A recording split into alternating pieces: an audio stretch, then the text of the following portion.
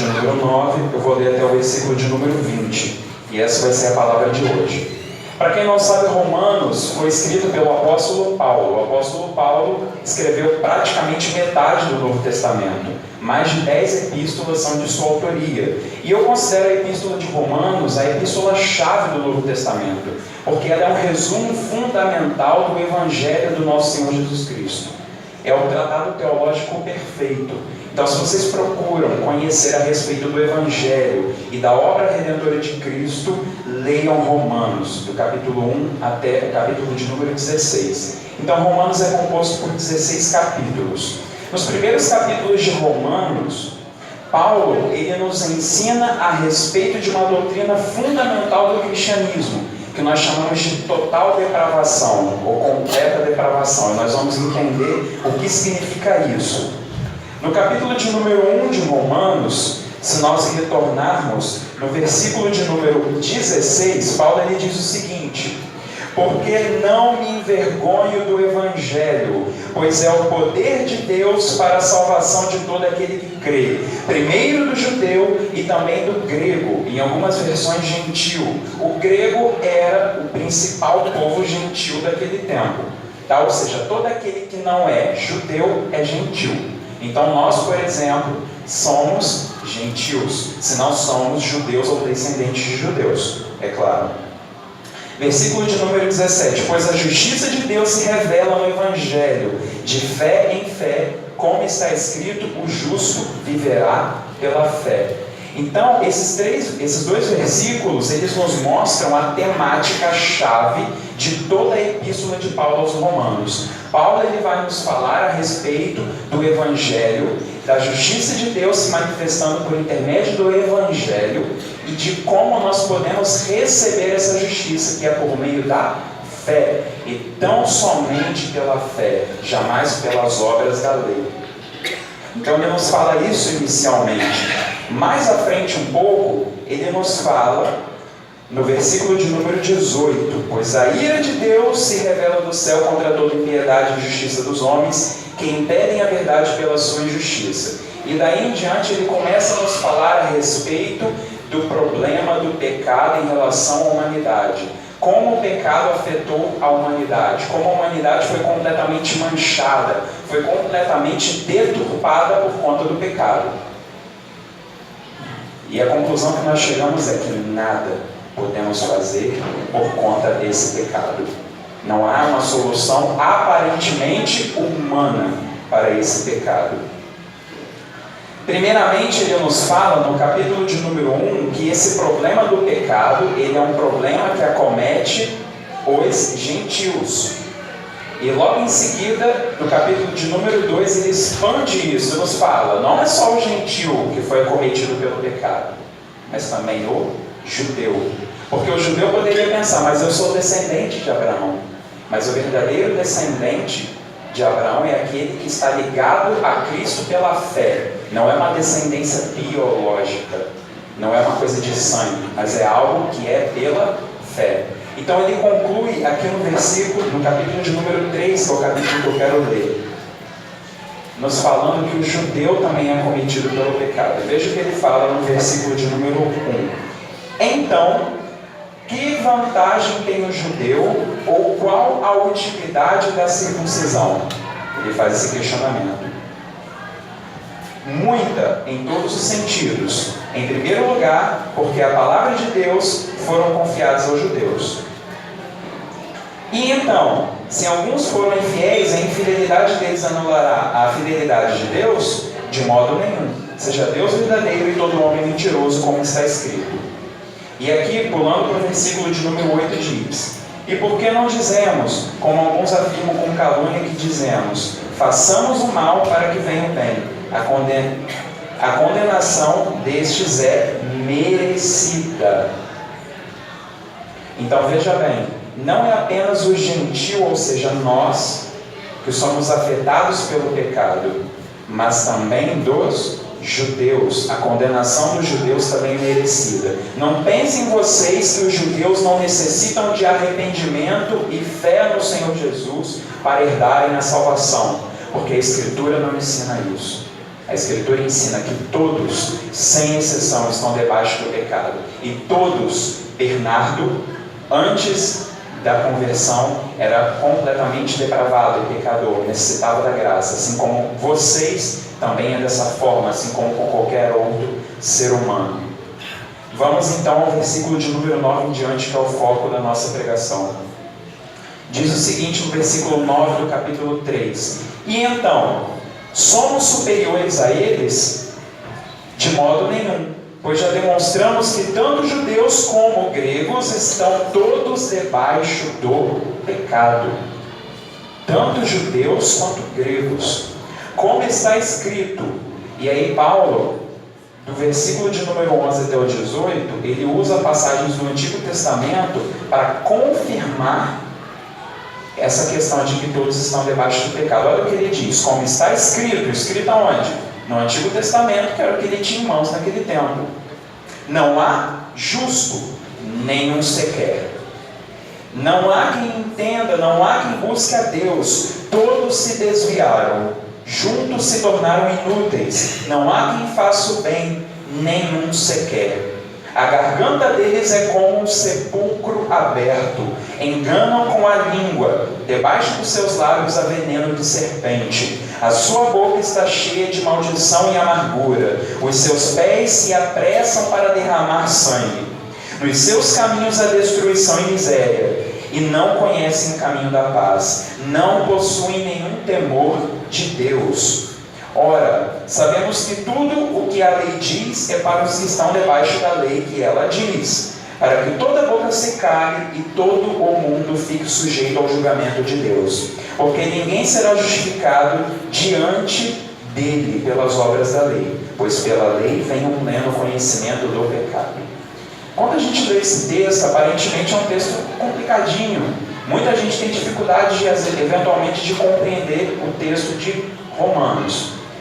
Então a minha ideia é tentar tornar um pouco mais claro o que Paulo está nos dizendo aqui. Tá? Quando a gente lê o versículo de número 9, e Paulo diz: e então, somos superiores a eles? De modo nenhum, pois já demonstramos que tanto judeus como gregos estão debaixo do pecado. Quando Paulo pergunta, somos superiores a eles? Ele estava se colocando num grupo. Paulo era judeu. Então Paulo está perguntando, será que eu que sou judeu e os meus demais amigos judeus somos superiores aos gentios? Só porque a lei nos foi concedida? E aí a resposta é o quê? De modo nenhum, pois já demonstramos que tanto judeus como gregos estão debaixo do pecado. Ou seja, tanto Paulo e os demais judeus, tanto os gentios estão debaixo do pecado. O que significa estar debaixo do pecado?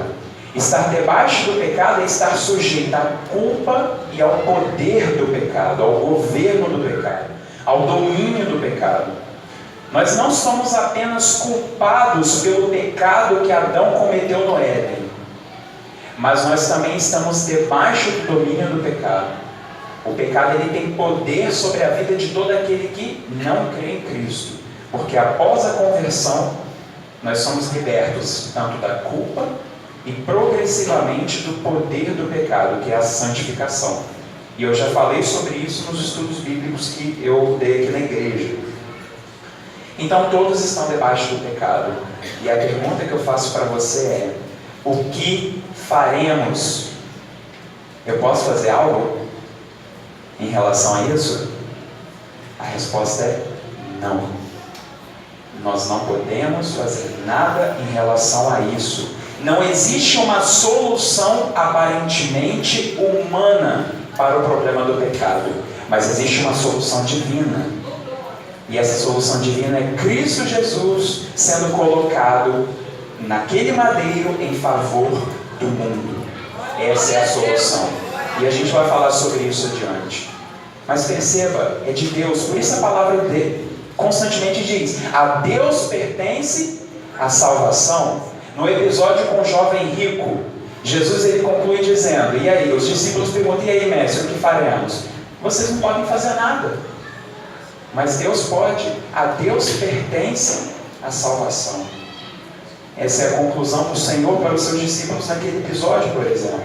nos mostrando que a salvação é um dom gratuito de Deus. Não é algo que se conquista pela força, mas é algo que se recebe como um presente, porque é por graça, porque o Senhor nos amou. E o apóstolo Paulo, ele não era uma pessoa arrogante, porque ele nos diz que todos estão debaixo do pecado, mas logo em seguida ele confirma, ele usa o que eles tinham naquele tempo em mãos enquanto Bíblia para dizer que o que ele havia dito era verdadeiro, como está escrito.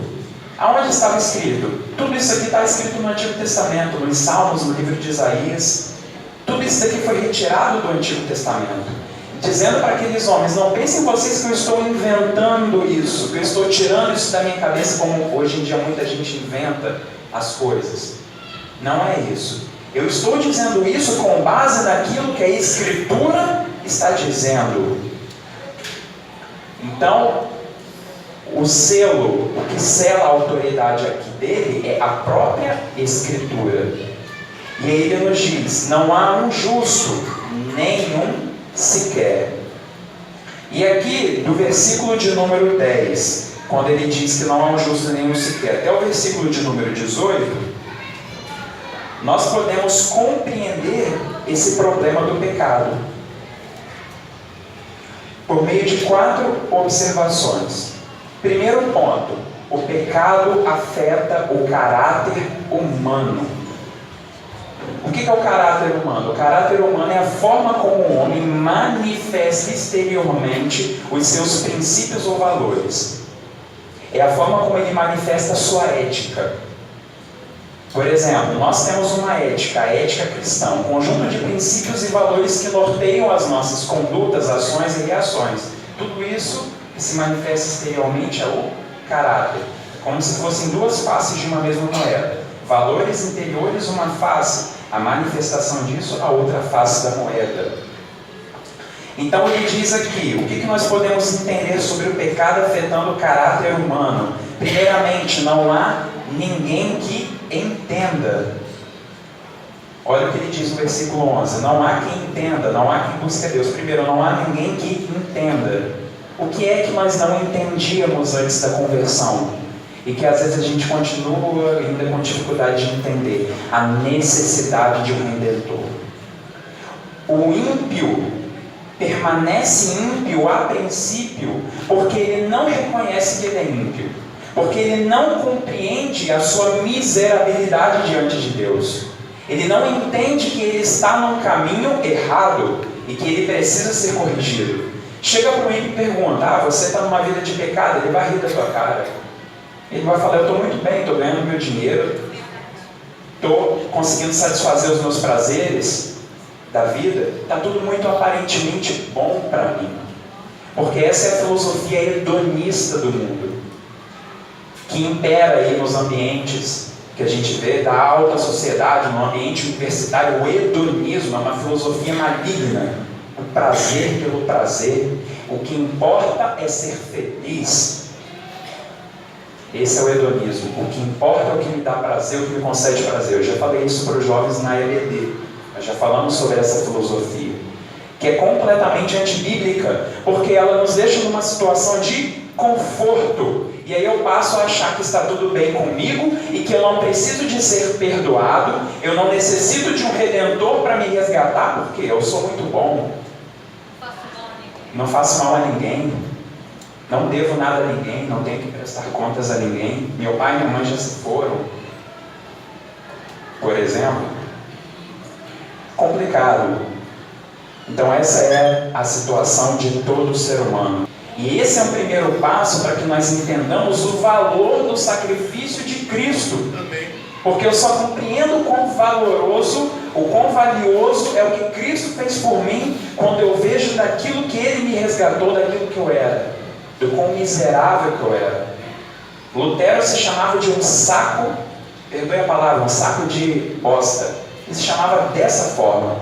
Na época surgiram os luteranos, né? E ele ficava revoltado quando as pessoas se chamavam de luteranos. Ele ficava falando: meu Deus, como que essas pessoas podem se chamar de luteranas? Se eu sou essa porcaria, resumindo, era isso que ele falava. Elas estão colocando que elas são minhas seguidoras, elas têm que ser seguidoras de Cristo e não seguir essa porcaria que sou eu. Lutero, parafraseando Lutero, falava mais ou menos isso, né? E nós vemos os vários ismos, arminianismos, calvinismos, seguidores de homens. Havia divisão na igreja de Corinto, uns eram de Paulo, uns eram de Apolo, mas todos temos que entender que Cristo é que deve estar no centro das nossas vidas. Amém. Seguindo, próximo versículo: não há ninguém que busque a Deus. Então, primeiro, nós não entendemos a necessidade de perdão. Segundo, não há quem busque a Deus. Significa o quê? Não há quem busque conhecer a Deus, ter comunhão verdadeira com Deus. Aí você pode perguntar: poxa vida, mas existem outras religiões que pregam a existência de Deus. Mas que Deus é esse? Dessas outras religiões. A questão é: não há quem busque ao Deus verdadeiro que se revela perfeitamente em Cristo. Como Paulo diz, nele estão escondidos todos os mistérios do conhecimento e da sabedoria de Deus. Nele habita corporalmente a plenitude da divindade. Não me venha com a história da carochinha para dizer: ah não, mas o islamismo prega Alá, mas negam Jesus como Deus. Que cristologia é essa? Você quer saber se uma religião é uma seita? Avalie a cristologia. Pergunta: quem que é Jesus para você? Simples assim. Pergunta para o testemunho de Jeová: quem é Jesus para você? Ele é Deus? Assim como o Pai é Deus? Se a pessoa falar não, é seita. Porque se você anula a divindade de Cristo, a Bíblia ela perde completamente o significado dela. A nossa fé se torna completamente vã. Porque só há comunhão com Deus Pai por intermédio do Filho, que também é Deus, assim como o Pai, nem menor e nem maior. Então não há ninguém que busque a Deus, não há ninguém que busque ter verdadeiro relacionamento por intermédio de Jesus Cristo. Segundo, todos se extraviaram e juntamente se fizeram inúteis, é o que diz o texto. Não há quem faça o bem, não há nenhum só. Não há quem faça o bem. A questão é: significa que uma pessoa antes da conversão é incapaz de praticar um ato de caridade? Com a motivação verdadeira, ele é incapaz. Eu falo isso porque a Bíblia fala: não há quem faça o bem. A verdadeira caridade, que é uma palavra que foi perdendo significado com o tempo, porque caridade é uma tradução do grego ágape. Sabiam que é o amor de Deus. Caridade não é da esmola. Caridade é um amor verdadeiro de Deus. É o amor ágape. Então, esse ato de benevolência, esse ato sacrificial, que é o fazer o bem, do qual Paulo fala aqui, só é possível com a motivação verdadeira, que é amando a Deus sobre todas as coisas e ao próximo como a ti mesmo. Isso só é possível para uma vida regenerada, para uma vida que nasceu de novo. Do contrário, não é possível. Sem exceção. Fora da graça divina, homem algum é capaz de agir de forma benevolente para com Deus e para com o seu próximo. Então, todo ato de bondade que nós praticamos após a conversão, ele só é possível igualmente por conta da graça que nos resgatou e que agora nos move a ter um coração quebrantado e humilhado diante de Deus. Somente por conta disso. Lá em Filipenses 2,3 diz o seguinte. Filipenses 2,3. Perdão, 2,13. Diz: porque é Deus quem produz em vós tanto o querer como realizar segundo a sua boa vontade. Então veja, Deus ele opera a vontade dele através das nossas vidas. Isso daqui demonstra que é a graça de Deus que alimenta em mim tudo aquilo que é necessário para primeiramente amá-lo e em segundo lugar amar o meu próximo como a mim mesmo. Então veja que eu sou incapaz até mesmo de amá-lo e de amar o meu próximo. Até nisso a graça dele é necessária para me habilitar e para me capacitar. Do contrário, na primeira oportunidade eu já estou blasfemando contra ele e já estou chutando o meu próximo e deixando ele de lado. Tiago 3, 5, 6, se nós formos abrir para fazer uma leitura, Tiago nos fala a respeito da língua. Ele fala que a língua é um pequeno órgão do corpo humano e apesar de a língua ser um pequeno órgão do corpo humano, ela é extremamente mortífera. Tiago 3, 5, 6, olha o que ele diz. Assim também a língua é um pequeno membro do corpo, mas se gaba de grandes coisas. Vede como um grande bosque incendiado por uma faísca. A língua também é um fogo, sim, como um mundo de maldade. Ela é colocada entre os membros do nosso corpo, contamina todo o corpo e põe em chamas o curso da nossa existência, sendo, por sua vez, posta em chamas pelo inferno. Então, perceba que nós temos uma capacidade muito grande de, com a nossa boca, com a nossa língua, machucar o próximo. E não somente machucar o próximo, mas blasfemar contra Deus, murmurar, reclamar daquilo que o Senhor nos concede pela graça dele. Às vezes nós reclamamos da igreja na qual nós estamos, que nós temos que entender que não existe uma igreja perfeita, não existe perfeição nessa vida. A perfeição será alcançada somente no estado eterno. E por pequenas coisinhas a gente é capaz de reclamar e murmurar. Mas tudo isso que o Senhor nos concedeu foi pela graça dele. Então nós temos que, ao invés de murmurar e reclamar tanto, aprender a demonstrar gratidão a Deus por aquilo que Ele nos concede. Porque no lugar onde você está nesse momento é fruto da vontade do Senhor. Ou você acredita que Ele não é soberano e Ele não está no governo da sua vida? Que você está caminhando como vento sem rumo. Continuando, o pecado também afetou o comportamento humano. Isso está nos versículos de número 15 e 16 do capítulo 3 de Romanos. Que caiu aqui a minha marcação, eu já abri aqui. Versículos 15 a 17, diz o seguinte: os seus pés se apressam para derramar sangue, nos seus caminhos a destruição e miséria, e não compreendem o caminho da paz. O que são os pés? Os seus pés são os caminhos. Então perceba, Paulo está nos dizendo que os caminhos dos ímpios são o quê? Se apressam para derramar sangue. Isto é, são completamente assassinos no seu pensamento.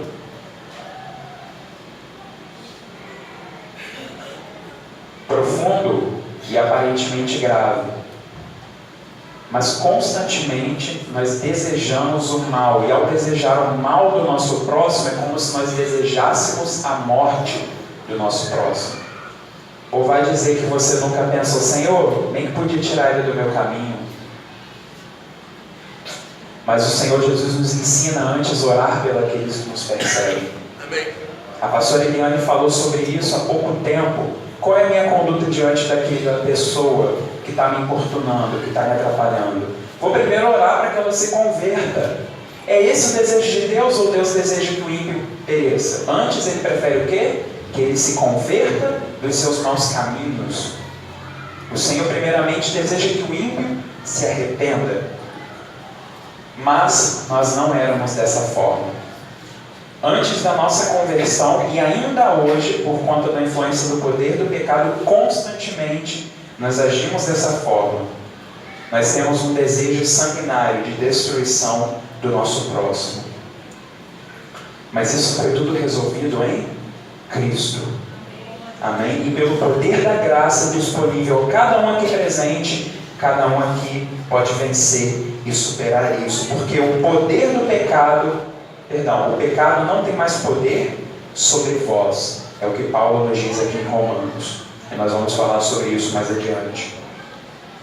Nos seus caminhos há destruição e miséria, e não conhecem o caminho da paz. O que é o caminho da paz? O que é paz para Deus? É tranquilidade interior? É aquela sensação boa depois de comer uma coisa gostosa? Ou de quando termina de pagar as contas, conseguir pagar todas as contas do mês? Isso é paz e tranquilidade? É chegar em casa depois de um dia cansativo de trabalho? Isso não é paz para Deus.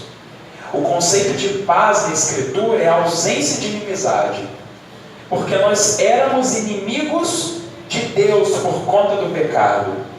Então o caminho de paz é um caminho redimido, é um caminho de comunhão sincera e profunda de Deus, onde eu não sou mais inimigo dele, porque o que havia de inimizade por conta do pecado foi anulado na cruz por Cristo. Então esses são os caminhos de paz. E nós não entendíamos, nós não compreendíamos. Por quê? Porque achávamos que não precisávamos disso. Para que é que eu vou querer essa paz? Eu já estou em paz. Mas não, a verdadeira paz só se conquista verdadeiramente quando se está em Cristo e quando se o conhece verdadeiramente. E então concluímos aqui no versículo de número 18. Não possuem nenhum temor a Deus. Como éramos, nós não tínhamos temor a Deus. E isso é a causa de todos os pecados. Por quê? A ausência de temor a Deus é a causa de todos estes pecados. Porque quando não se teme a Deus, não se submete a Deus. E aí em Romanos 8, nós entendemos que nós não somos apenas mais culpados do nosso pecado, mas o pecado não tem mais poder sobre nós. Porque uma coisa é ser liberto da culpa do pecado, outra coisa é ser liberto do poder do pecado. Eu pergunto, você se torna impecável depois que se converte? Não, nós continuamos pecando. A questão é que aí entra a santificação, que é quando Deus vai progressivamente nos tornando mais semelhantes a Cristo e vamos dessa forma nos tornando menos parecidos com Adão. Nós vamos a cada dia abandonando os resquícios do pecado da natureza adâmica. É um processo que vai só terminar com o retorno dele. Mas ainda assim a graça que me alcançou, que me resgatou e que me salvou, ela agora me capacita a ser liberto do poder do pecado. Então o que eu quero dizer é, cada um aqui, não existe desculpa. Eu não consigo. É muito difícil. De maneira alguma. Eu quero que vocês entendam e eu quero que vocês compreendam que a graça de Deus, o poder do Espírito Santo está disponível constantemente e há de fortalecê-los e levá-los a cada dia a uma semelhança maior com Cristo. Eu quero que vocês entendam isso. Não são hábitos, não é meninos. Meu pai, o que eu vou arrumar? Eu olhei para aquela menina, desejei ela. Brotam desejos e vontades, e meninos também, que eu não posso consumar porque eu não me casei. Vou sair correndo na praia para tentar ver se passa essa ansiedade e esses desejos. Mas eu vou dizer, não é isso que vai resolver o seu problema, mas é a confiança de que o Espírito Santo é poderoso para libertá-los desse desejo, para fazê-los triunfar sobre esse desejo. E é somente quando vocês entenderem e compreenderem isso. O exemplo foi bobo, mas enfim. O que eu quero que vocês entendam é que todo desejo, toda vontade, independente de qual seja, ele só é superado, mesmo após a conversão, quando se confia no poder do Espírito. Porque sem confiar no poder do Espírito, vocês nunca vão triunfar sobre o poder do pecado. Eu digo isso com toda certeza. Porque é somente uma mente renovada, uma mente transformada, uma mente, é o que Paulo chama em Romanos 8 de a mente do Espírito. Ele fala sobre a mentalidade da carne e a mentalidade do Espírito. É somente essa mentalidade que o Espírito Santo gera em cada um de nós é que nos fará triunfar sobre os nossos desejos e vontades ainda nesse tempo. Mas ainda libertos do poder do pecado, ainda existe a presença do pecado. Já estou terminando, 2 minutinhos. E o que é essa presença do pecado? Essa presença do pecado é aquilo que o Senhor vai extirpar por completo no seu retorno, quando Ele nos glorificará, quando Ele nos vai dar um corpo de glória semelhante ao dele. Amém? Então nós terminamos aqui. O que eu quero então que os irmãos entendam é que Bernardo Silva Oliveira Farias não é nada. E eu gostei muito quando o pastor, eu levantei e ela falou palmas para Jesus, porque a Ele deve ser dada a honra e a glória, porque tudo o que eu sou é porque Ele é antes de todas as coisas, é porque Ele me resgatou, é porque Ele me trouxe até este lugar, é porque Ele colocou pessoas maravilhosas em minha vida, que me ensinam, que me apoiam, que oram por mim, que se dedicam por mim. E eu queria agradecer inclusive aos meus pastores, aos demais irmãos da igreja, por sempre torcerem por mim e orarem por mim. As orações de vocês com toda certeza têm me ajudado muito. Então, eu preciso de muita oração ainda, né? A gente não sabe tudo e a cada dia eu tenho mais certeza disso. E realmente o nosso Deus, Ele é maravilhoso, Ele tem uma mente perfeita, tá? Então é basicamente isso, tá? Estou disponível para o que vocês precisarem, tá? O que aí, um pouquinho que eu sei poder ajudar os irmãos, está disponível, tá bom? E é isso, obrigado, pastor, pela oportunidade.